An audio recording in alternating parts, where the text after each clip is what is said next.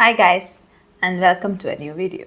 Every day we hear about people falling victims to toxic relationships. It costs them their careers, their finances, their family and friends, their freedom, health, and in some cases even their lives. In fact, according to statistics, nearly 20 people per minute are physically abused by an intimate partner in United States. This adds up to more than 10 million women and men.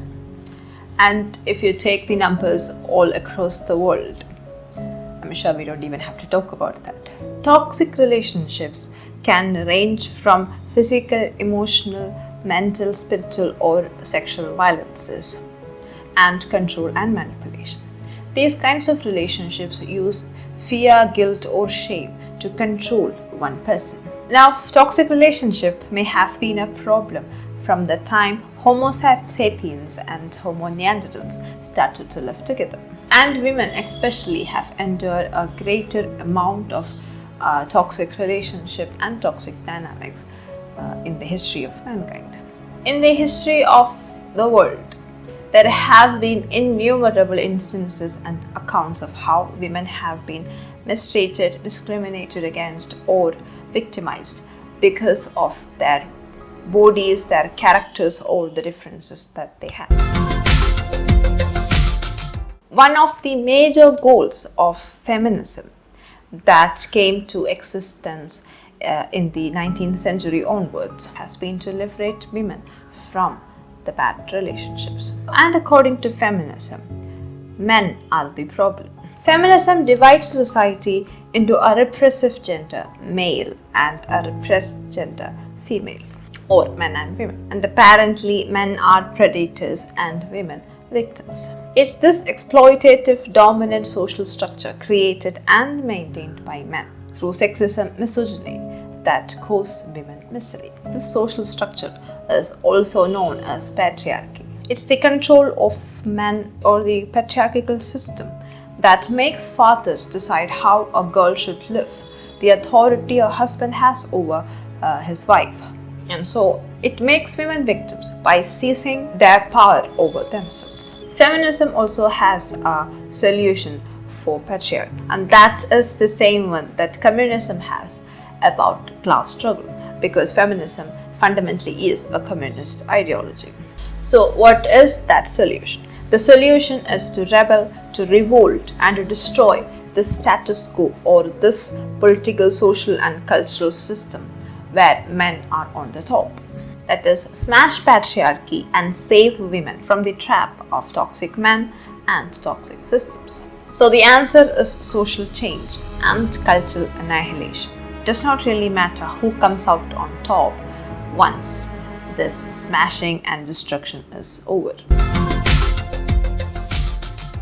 Women do get abused and exploited in relationships. There is no doubt in that. And it is a very bad thing. But that does not mean that men don't get abused or exploited in relationships. Sometimes fathers beat their sons harder and punish them more harshly because they are deemed to be stronger and tougher. Mothers put a greater burden on their sons because of the same reason. Most often, all kinds of financial and physical burdens are put on men in their families, especially if they're trying to come out of poverty or some kind of social or economic problem. Women also mistreat men in horrible ways. Women use men for their money, their power, their connections, and men are physically assaulted by women, especially when it comes to these kinds of intimate relationships. In fact, it doesn't matter which gender you belong. If you didn't have loving parents or a loving family growing up, the chances are you will always be inflicted by the burdens of bad relationships.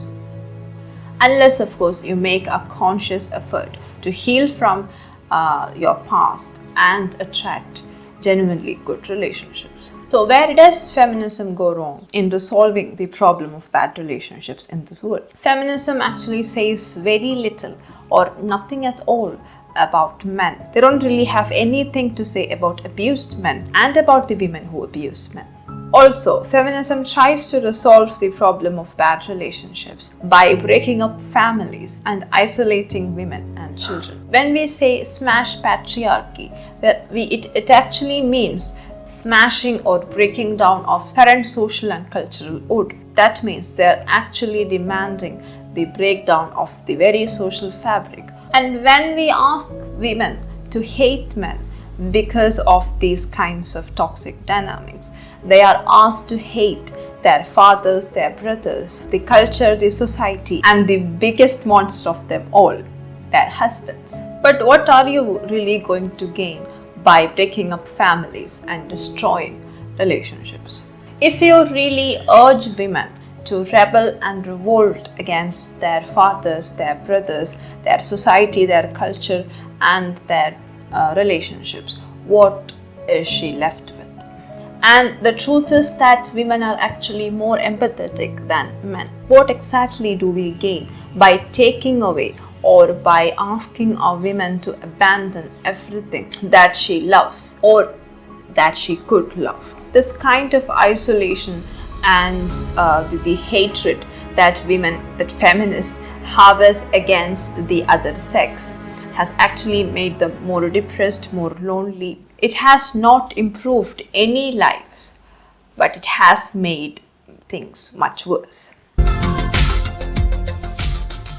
Today, we actually know that toxic patterns are developed in us as children because of the toxic environment that we grew up in. Often, we are brought up in very bad families or in very bad circumstances, and that has a profound effect on how we build our future relation. And then there is the added burden of external influences and trauma inflicted by the people outside of our family just because we were not protected or safeguarded within our safety net. As a child, we have very little control over all of these things. But the reality is, even after we grow up, we tend to continue these same toxic patterns that we learned as a child.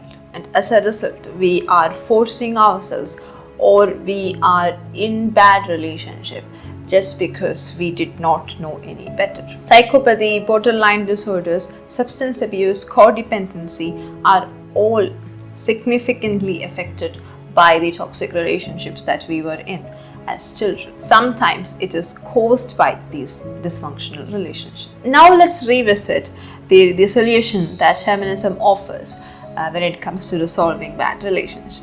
It actually asks us to break down family systems, family dynamics, break up families, hate men, indoctrinate women and children. You see the problem here, right? It's like cutting off our arms just because we have muscle pain. I'm not saying that criminal and violent men should not be stopped, or let's say violent and criminal people. They should not be excused or freed from punishments or reprimands for what they have done. That is not what I'm saying. If you want to solve the crisis of bad relationships in your life, you can't focus on the other person or the society. You can't look outwards for the solution. Rather, you should focus on yourself and the dysfunctional patterns within you.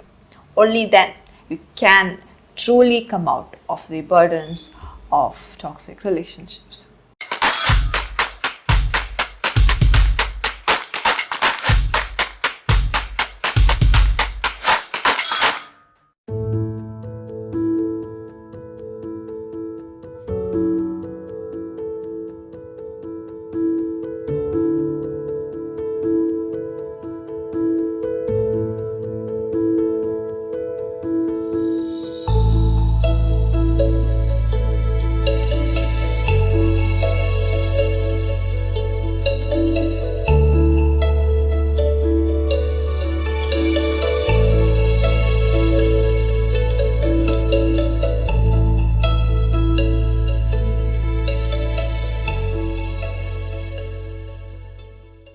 I hope you liked this video. If you did, don't forget to hit the like button.